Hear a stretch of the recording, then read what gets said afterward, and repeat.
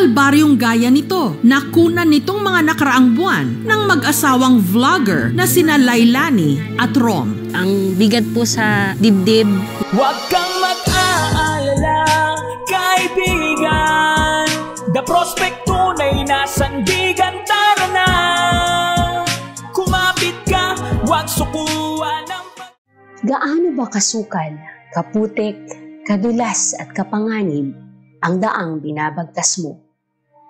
Kasing hirap at kasing dilim ba ito ng daan na binabagtas ni Lola Ines para lang matamo ang kaunting tulong na ipinangako ng gobyerno? Nangangapa sa dilim para sa malabong pag-asa na dapat sana ay pinapalinaw ng paglilingkod at pagmamahal.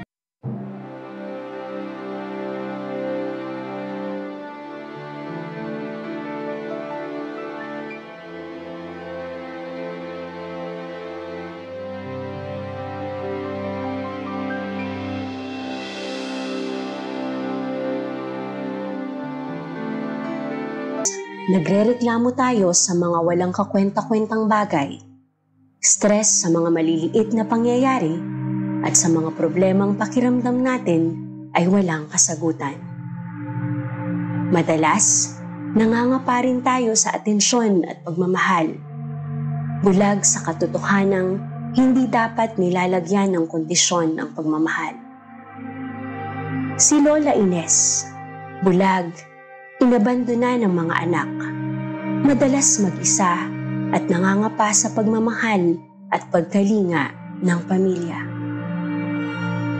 Naghihirap at nagsasakripisyo, pero malinaw ang paningin sa parating na pag-asa at malakas ang paniniwala na may darating na mga taong padala ng Panginoon na magmamahal at magbibigay ng walang kondisyon. Kumapit ka, huwag sukuan ng pag-asa, dahil si Jesus laging kakampi at makakasama. Nababanag ang luha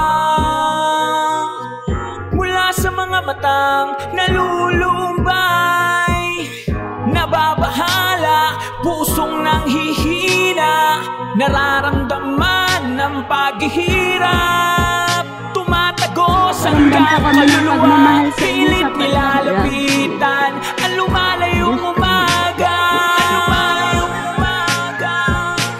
Nauubos na ba ang natitirang pag-asa? Huwag kang mag-aalala, kaibigan. The prospect tunay na sandigan, tara na. Kumapit ka, huwag sukuan ng pag-asa.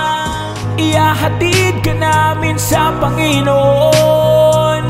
Bubuhayin natin ang paniniwala at pundasyon. Lahat ng bighati ay mapapagod.